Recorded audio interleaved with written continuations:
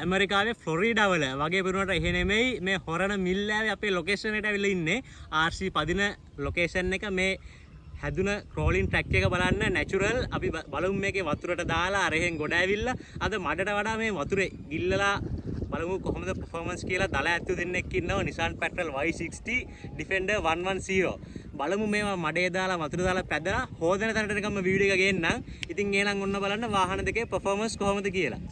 Nissan Patrol Y60 එකයි Defender 110 එකයි එනවා දල ඇත්තු දෙන්න. මෙහෙම නියර දිගේ මේක දිගේ ඇවිල්ලා දාමු කෙලින්ම වතුරට. performance කියන්නේ ඔන්න ඕක තමයි. බලන්න කොහොමද පොළව කොහොමද වාහනේ flex වෙන්නේ suspension වැඩ කරන්නේ කොහොමද ලස්සනට යන විදිහට.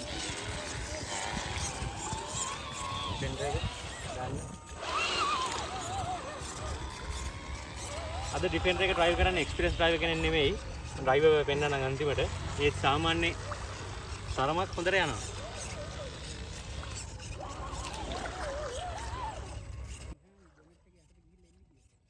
බොනට් එක සම්පූර්ණයෙන් යට තියෙන්නේ වින්ච් ලයිට්ස් ඔක්කොම වැහෙන්න තරම් යටට ගිහිල්ලා තමයි ගොඩ ආවේ ඒක. ඩිෆෙන්ඩර් එකත් එහෙම තමයි. වාහන දෙකම එනවා.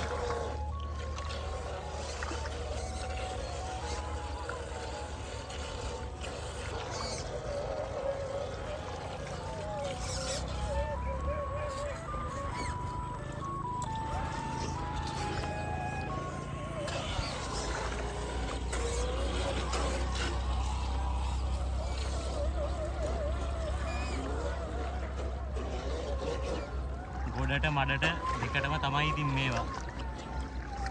RC crawlers උනා මෙන්න මේ වගේ performance තියෙන්න ඕන. සාමාන්‍යයෙන් ඔය වගේ රෝද වෙන මට්ටමකට වතුරේ දාලා පදින්න මඩේ දාන්න.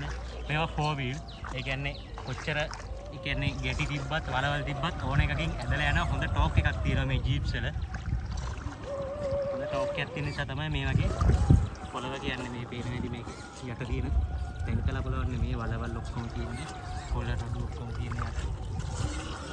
මේ වගේම මේවා මේ වගේ වතුර දාලා මඩේ දාලා පදිනවා වගේම ඒවයි සර්විස් එකත් ඒ විදිහටම වෙන්න ඕනේ මේ වගේ යූස් කරනවා නම්.